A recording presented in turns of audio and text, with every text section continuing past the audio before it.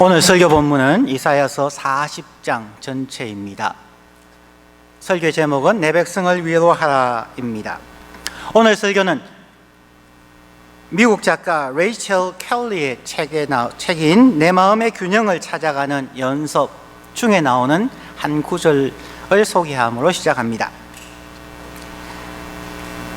인용합니다. 아들을 데리러 학교에 갔을 때 학교 선생님이 역사 수업 시간에 있었던 일을 이야기해 주었다. 피라미드를 만들려면 뭐가 필요할까? 역사 선생님이 묻자 교실은 침묵에 휩싸였다고 한다.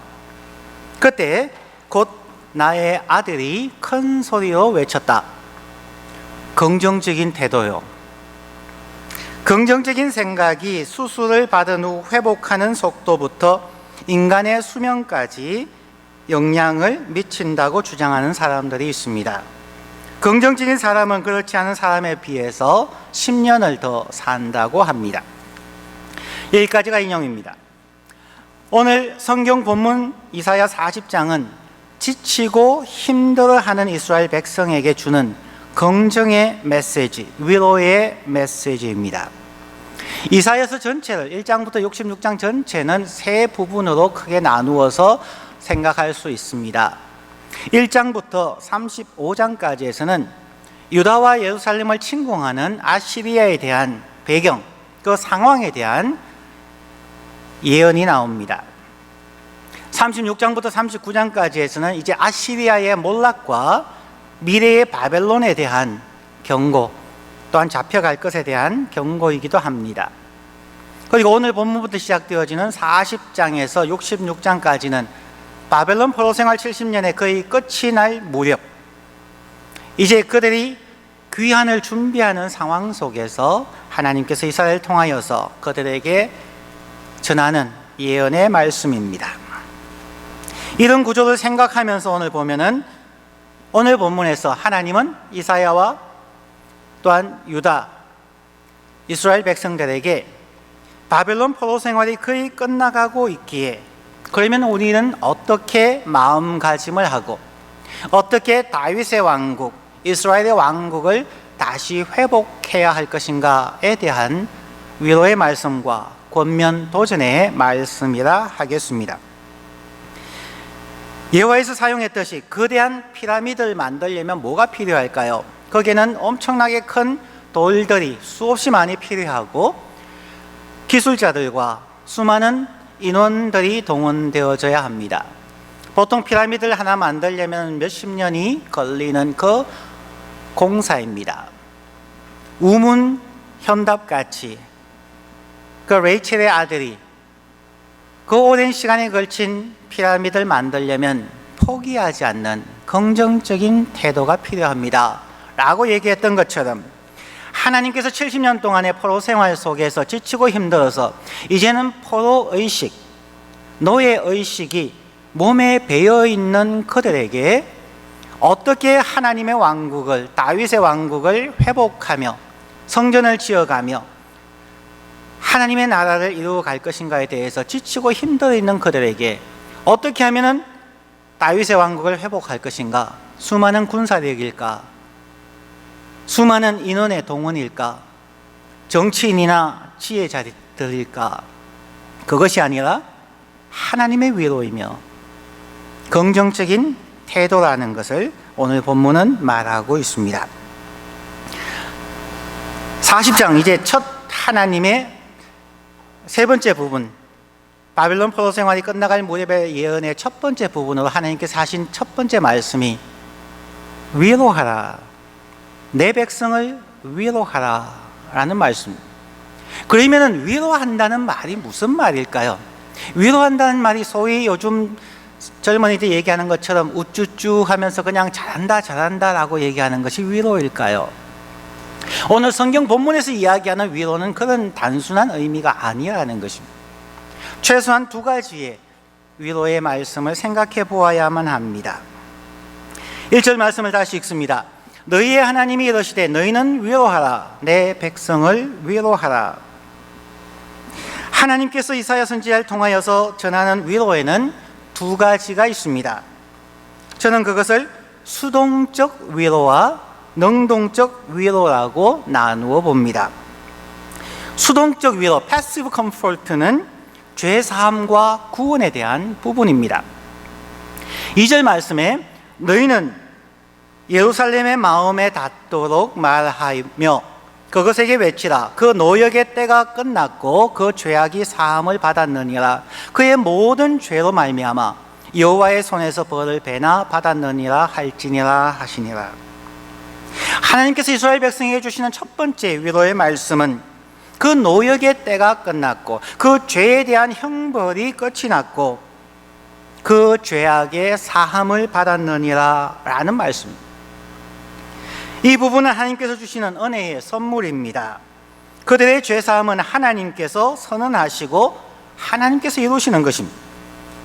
오늘날도 우리 그리스도인들이 예수 안에서 죄사함을 선언하시는 그 하나님, 예수 그리스도의 십자가의 보혈로 인하여서 이제는 영원한 형벌에서 영원한 생명으로 나아감을 선언하시는, 그리고 구원을 이루시는 그 하나님이 우리의 첫 번째 위로가 됩니다. 우리는 우리 주 예수 그리스도를 나의 주 나의 하나님으로 고백함으로 하나님의 구원을 은혜의 선물로 받습니다. 우리의 신분의 회복을 말합니다. 이러한 수동적 위로와 함께 능동적 위로를 또한 선언하고 있음을 보게 됩니다. 능동적 위로는, 액티브 컴포트는 순종과 헌신을 할 수 있는 하나님의 부르심입니다. 3절 말씀에 외치는 자의 소리여 이르되 너희는 광야에서 여호와의 길을 예비하라. 사막에서 우리 하나님의 대로를 평탄하게 하라. 하나님은 하나님의 백성들이 단순히 구원받고 신분의 변화로 하나님의 위로가 끝나는 것이 아님을 오늘 본문에서 분명하게 말씀해 주고 있습니다. 하나님의 백성이 되는 신분상의 구원, 그리고 위로뿐 아니라 더 능동적으로 하나님의 나라의 사역, 하나님의 동력자로 부르시는 것입니다. 이사야서 40장 3절 이 말씀은 우리가 아는 것처럼 신약 성경의 세례 요한의 사역으로 이어짐을 우리는 압니다. 그러나 이것이 세례 요한에서 끝나는 말씀이 아님을 또한 우리가 알아야 할 것입니다. 이것은 모든 구원받은 하나님의 백성에게 부르시는 하나님의 초대이며 명령임을 우리는 또한 생각하여야만 합니다. 너희는 광야에서 여호와의 길을 예비하라는 말씀은 오늘날 우리에게 너희는 광야 같은 지치고 힘들고 때로는 살벌하기까지 한 우리의 상황, 가까이 있는 가정과 학교와 직장과 사회에서 우리가 살아있는 이 삶의 현장 속에서 여호와의 길을 예비하라는 말씀입니다. 한번 이해를 돕기 위해서 예를 듭니다. 어린아이는 부모님의 사랑에 의해서 이 땅에 태어납니다. 한 생명이 어머니의 태중에서 10개월을 지내고 이 땅에서 태어날 때에 온 가족들은, 친척과 친구들조차 기뻐하며 축하합니다. 한 아기가 이 땅에 태어난 것이 부모가 원하는 온전한 사람일까요? 아님을 우리는 분명히 알고 있습니다. 부모가 자녀를 이 땅에 태어나게 하는 것은 한순간의 기쁨이 아니라 그를 통하여서 부모의 생각, 가문의 전통을 이어가고, 그러게 하기 위하여서 어려서부터 부모의 사랑을 받고 크며 유치원과 초등학교와 중학교와 고등학교와 대학교를 순전하게 공부하며 신체적인 성숙과 지적인 성숙과 사랑을 받고 사랑을 베풀 수 있는 정서적인 성숙, 사람을 잘 사귈 수 있는 대인적인 사회적 성숙을 이루어가서 학교를 졸업하고 직장을 얻게 되고 또한 결혼하며 자녀를 낳게 되는 이러한 온전한 인간으로서의 성숙을 위해서 태어남을 축하하는 것이죠. 그 누구도 어린 자녀가 태어났다고 잔치하고 아이를 방치하지 않습니다. 부모님은 그 아이를 위하기 때문에 때로는 게으를 때에 디스플린하고 공부 잘할 수 있도록 과외 선생님도 붙이기도 하고 아이들이 잘할 수 있도록 사랑과 헌신을 주는 것이죠. 왜냐하면 부모님이 살아온 이 인생의 세상길에서 우리의 자녀들은 더 성숙하고 능력 있고 행복한 삶을 살게 하기 위하여 부모는 자녀를 낳는 것입니다. 그리고 자녀를 기르고 돌보는 것입니다. 하나님께서 하나님의 백성들을 구원하는 것, 단순하게 예수 천국이라는 슬로건 아래에서 나 예수 믿고 나는 구원받았습니다, 나는 천국 갑니다 라고 만족하게 하기 위해서 예수 그리스도가 그 십자가의 죽음을 당했을까요? 하나님께서 자신의 자녀를 십자가에 내어주는 그 고통스러운 사랑, 희생적 사랑을 통해서 우리를 구원했을까요? 교회가 교회되지 못하는 것, 하나님의 나라가 하나님의 나라답게 서지 못하는 것, 그것은 교회가 잘못된 생각으로 수동적 위로, 하나님께서 우리의 죄를 모두 예수 그리스도의 십자가에 올려놓으시고 그 노역의 때가 끝이 났고 너희의 죄가 사함을 받았고 이제 너희는 하나님의 백성이 되었다, 그것을 복음이라고 얘기하고 거기에서 끝나버렸기 때문에 오늘날 교회는 힘을 잃어버렸고 하나님의 나라를 성취할 수 없는, 세상으로부터 오히려 비난과 돌팔매를 받는 상황에 들어와 있다는 것입니다. 사람으로 태어남이 가장 중요하지만 성장과 성숙을 통한 준비의 삶에 충실하고 우리에게 기회가 주어졌을 때에 충분히 사회에 기여하는 능력 있는 사람이 되어야만 합니다. 하나님의 위로는 수동적 위로에서 그 구원의 감격으로 인해서 부모님의 사랑과 희생을 깨닫고 철이 들어서 열심으로 준비하고 그 부모님의 사랑에 보답하며 그들의 소위 가문의 영광을 이어갈 수 있는 것, 그 일을 위해서 부르심을 받았다는 것이 능동적 위로라는 것입니다. 그러면 우리는 이 모든 것을 항상 잘 감당할 수가 있을까요? 우리의 삶의 현장 속에서 여호와의 길을 예비할 수가 있을까요? 그것을 위하여서 하나님께서는 또 다른 위로를 주십니다.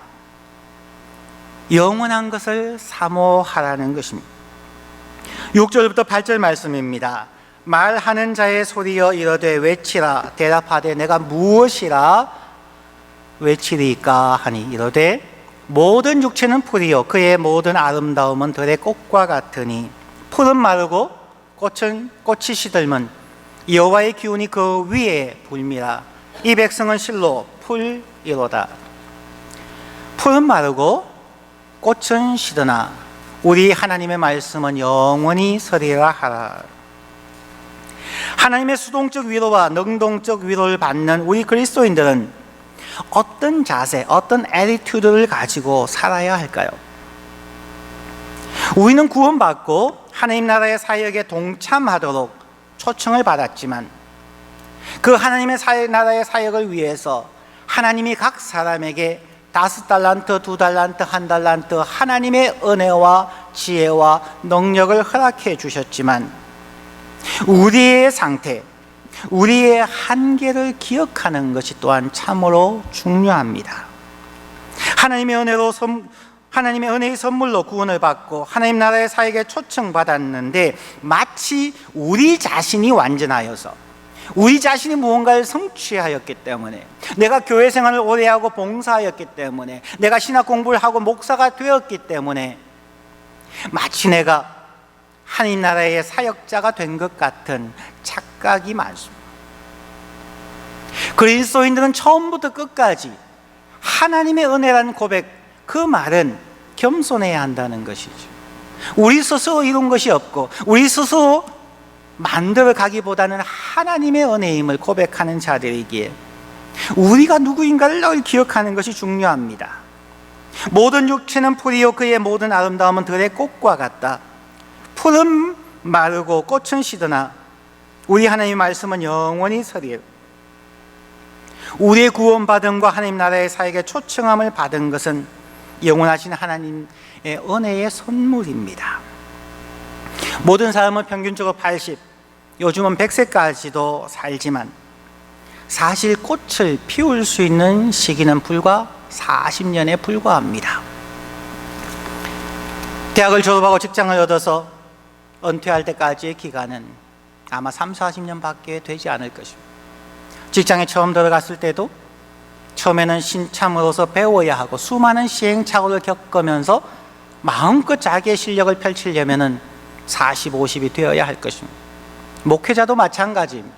신학교 다닐 때는 정말 세상을 변화시킬 것 같은 열망이 넘치지만 목회해보면 항상 어렵습니다. 저희 동기들 비롯하여서 신학생들의 MDiv 졸업생들의 75%가 첫 목회지에서 1년 반에서 2년이면 떠나게 됩니다.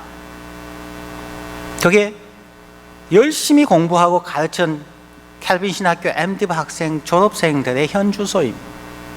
왜냐하면 수업 시간에 학교에서 인턴십으로 열심히 배웠던 것이 로컬 철치의 현장에 들어가서 수많은 성도님들, 지식의 차이, 경험의 차이, 연령의 차이를 가지신 성도님들과 함께 목회한다는 것은 쉽지 않습니다. 평균 1.5에서 2년마다 세상 말로 하면 쫓겨나는 것이고요. 대부분은 목회지를 옮깁니다. 목회자도 꽃을 피울 수 있는 시간은 그렇게 많지 않습니다. 인생의 모든 사람들은 정말 꽃을 피울 수 있는 기간은 그렇게 많지 않습니다. 그런데 우리는 자기가 꽃핀 그 시기만을 생각하면서 자기가 마치 I am somebody, 자기가 마치 무엇인가 된 것처럼 생각하는 경우가 참 많이 있습니다. 역사적으로 그런 말들이 있죠. 한자입니다마는 권불 10년 화무 11홍이라는 말이 있죠. 10년간은 권력이 없고 열흘 붉은 꽃이 없다는 뜻입니다. 사람들은 권력을 추구하게 되죠. 성경에도 나오는 것이 먹음직하고 보암직하고 지혜롭게 할 만큼 아름답다는 그 시험, 머니, 섹스, 파워라고 하는 그 모든 것도 10일 혹은 10년을 넘기지 못한다는 것입니다. 사람들은 이 말을 알면서도 자신이 뭔가를 하게 되면 마치 영원할 것처럼 교만해지고 남과 비교하며 남을 업신여기는 경우가 많습니다. 우리는 영원하지 않습니다. 아니, 우리는 100년을 가지 못합니다. 오직 하나님의 말씀은 영원히 설 것입니다. 그러므로 우리는 매 순간 영원한 진리이신 하나님의 말씀 앞에 서서 자기를 돌이켜보고 하나님의 말씀을 묵상하고 내가 어디에서 와서 어디로 가는 존재인가를 기억하는 것이 그리스도인들의 가장 기초적인 삶의 자세입니다. 우리는 어려워지면 믿음을 가지고 있다고 말하면서도 두려워하고 좌절하고 세상적인 방법으로 위기를 모면해 보려고 하는 경우가 많습니다. 그러면 그럴 때마다 우리는 마치 늪에 빠진 것처럼 더 수렁으로 빠져드는 경우를 보게 됩니다. 하나님은 우리의 연약함을 아십니다. 그러므로 하나님의 위로의 세 번째 부분이 오늘 읽지는 않았지만 오늘 본문인 이사야서 40장 28절부터 31절에 나옵니다. 제가 봉독합니다. 너는 알지 못하였느냐? 듣지 못하였느냐? 영원하신 하나님 여호와 땅끝까지 창조하신 이는 피곤하지 않으시며 곤비하지 않으시며 명철이 한이 없으시며 피곤한 자에게는 능력을 주시며 무능한 자에게는 힘을 더하시나니 소년이라도 피곤하며 곤비하며 장정이라도 넘어지며 쓰러지되 오직 여호와를 앙망하는 자는 새 힘을 얻으리니 독수리가 날개치며 올라감 같을 것이요 다른 박질하여도 곤비하지 아니하겠고 걸어가도 피곤하지 아니하리로다. 이사야서 40장의 위로의 말씀의 첫 부분이 위로하라 내 백성을 위로하라 말씀하시고, 가장 마지막 31절에는 독수리처럼 힘을 얻게 해 주시겠다는 것입니다. 영원하신 하나님 여호와께서 창조주이시며 구속자이신 그 하나님께서 오직 여호와를 앙망하는 자, 여호와를 의지하고 하나님을 예배하며 동행하는 자들에게 새 힘을 주시겠다는 것입니다. 하나님은 우리를 하나님의 자녀로 본어게인하게 태어나게 하심으로 끝을 내는 분이 아니시라. 끊임없이 힘을 공급하시고 위로하시고 힘 주시면서 하나님의 나라의 사역자의 일꾼으로, 하나님의 동력자로 부르시고 은혜를 공급하시는 분이십니다. 만약 우리가 오직 여호와만을 의지하면 우리의 구원자이며 동력자이신 그 하나님을 의뢰하면 새 힘을 얻습니다. 지치지 아니하고 피곤하지 않도록 하나님께서 위로하시고 새 힘을 주십니다. 하나님은 우리를 사랑하십니다. 하나님은 예수 그리스도를 땅에 보내셔서 우리의 죄를 대신 담당하시고 십자가에서 죽기까지 우리를 사랑하십니다. 수동적 위로입니다. 그리고 더 나아가서 하나님의 사랑으로 예수 그리스도 십자가의 희생뿐만 아니라 우리 안에 주신 성령 하나님께서 우리가 마땅히 빌 바를 알지 못하는 그 순간에도 우리를 위하여 말할 수 없는 탄식으로 기도하시면서 우리에게 지혜를 주시고 은혜를 주시고 하나님의 손으로 붙잡아 주시는 그 하나님, 능동적인 위로로 우리는 하나님 나라의 일꾼으로 초대함을 받았습니다. 그 과정 속에서 하나님은 날마다 새 힘을 얻을 수 있도록 때를 따라 도우시는 하나님의 은혜의 보좌 앞으로 부르십니다. 성도 여러분, 힘을 내십시오. 하나님은 오늘도 외치고 있습니다. 너희는 위로하라. 내 백성을 위로하라. 성도 여러분, 다른 사람을 위로하기 전에 먼저 여러분 자신을, 하나님이 구원하신 여러분 자신을 위로하십시오. 하나님의 백성된 여러분을 위로하십시오. 여러분 드리는 질문이기 때문에 이제는 잘 대답하시겠죠. 성경에 가장 중요한 계명 3가지가 있습니다. 어느 게 가장 중요한지 다시 대답해 보십시오. 자, 첫 번째, Love your God, 하나님을 사랑하라. 두 번째, 이웃을 사랑하라. 세 번째, 너 자신을 사랑하라. 어느 게 제일 중요해요? 교회 오래 다니신 분들은 다 하나님을 사랑하라가 첫째고, 두 번째가 이웃을 사랑하라. 그리고 자기 자신을 사랑하면 이기주의적이라고 생각하는 경우 많죠. 저는 수없이 강조합니다. 제일 중요한 것은 여러분 자신을 사랑하는 것입니다. 2단이냐고요? 저 2단 아닙니다. 중세인 1090년부터 1153년까지 살았던 베르나드 두스라는 분이 계십니다. 그분이 쓴 책 하나님을 사랑하는 것, 한국에서는 크리스천 다이제스트 고전 시리즈에서 하나님의 사랑이라는 제목으로 번역되어져 있는 책입니다. 그 책에서 4가지 단계의 사랑을 정의하고 있습니다. 첫 번째 단계는 자기 자신을 위하여 자기를 사랑하는 것. 이것은 모든 사람이 가지고 있는 가장 기본적인, 어쩌면 동물적인 사랑이라고 할 수 있습니다. 자신이 살아야 되니까, 자신이 성공해야 되니까 자기를 위해서 자기를 사랑하는 것이 가장 기본적인 첫 번째 단계의 사랑. 두 번째 단계는 자기 자신을 위해서 하나님을 사랑하는 것. 이게 종교라고 하죠. 많은 사람들이 자기를 위해서 하나님께 빌죠. 하나님, 저가 건강하게 해주십시오. 우리 자녀가 잘 되게 해주십시오. 자신을 위해서 하나님을 사랑하는 것이 두 번째 상태입니다. 그것보다 높은 세 번째 단계는 하나님을 위하여서 하나님을 사랑하는 것. 하나님은 창조주시고 영원한 분이시고 하나님은 신이시기 때문에 하나님의 존재 때문에 나는 하나님을 사랑합니다. 내가 어떻게 되든 관계없습니다. 하나님 홀로 영광 받으십시오. 굉장히 좋은 신학적인 슬로건입니다. 그런데 이분은 더 높은 네 번째 단계의 사랑을 이야기합니다.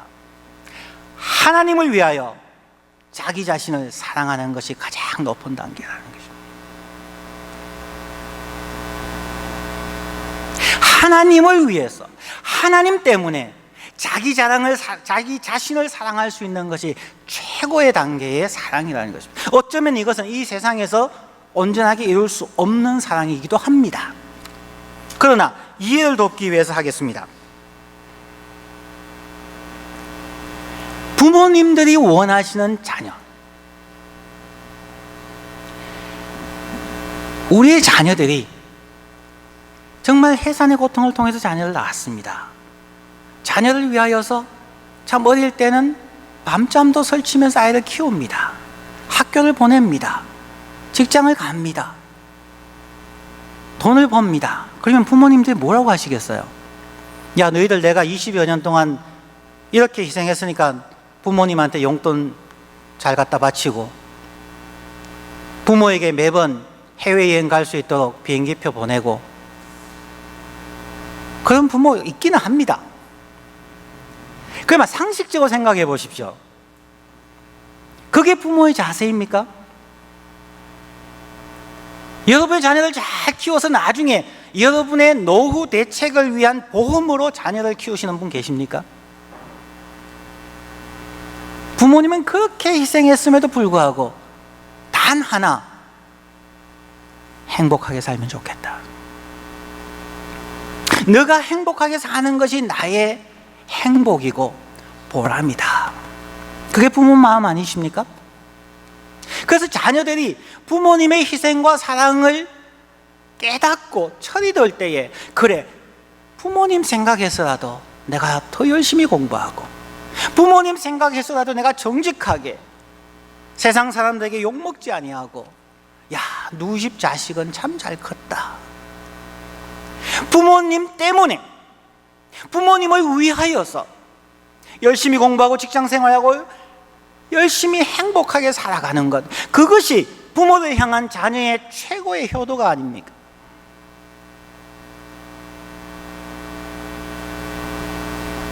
그 사람의 관계를 해서 이 베르나르두스는 하나님과의 사랑을 정의한 것이 아닌가 생각되어집니다. 하나님을 사랑하십시오. 이웃을 사랑하십시오. 여러분 자신을 사랑하십시오. 그런데 여러분 자신을 사랑하지 못하면, 소위 여러분의 셀프 에스팀이 높아지지 않으면 우리는 하나님을 사랑하고 싶어도 사랑하지 못합니다. 늘 불평합니다. 우리가 우리 자신을 사랑하지 못하면 우리는 이웃을 내 몸과 같이 사랑할 수 없습니다. 사랑받은 사람이 사랑할 줄 안다는 말이 있죠. 부모님의 사랑, 어쩌면 지나가서 이제는 시간이 흘러갔을지 모릅니다. 여러분이 여러분의 자신을 사랑하십시오. 왜냐하면 하나님이 여러분을 너무 사랑하셔서 독생자 예수 그리스도를 이 땅에 보내주시고 죽게 하기까지 사랑하신 분이 여러분이기 때문에, 이 부분은 다음 주 설교에서도 이어서 계속해 보려고 합니다. 오늘 말씀을 정리합니다. 하나님께서 내 백성을 위로하라. 어떻게 위로할까요?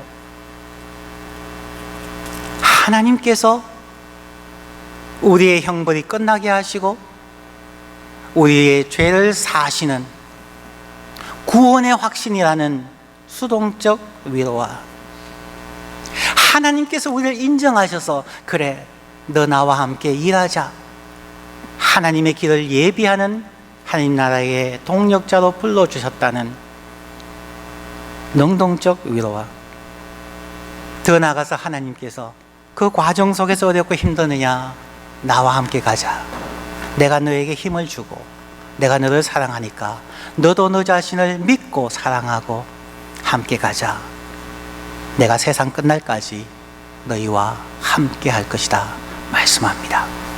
그 하나님의 위로가 여러분의 삶에 진정한 위로가 되고 힘이 되시기를 주의 이름으로 축원합니다. 기도합니다.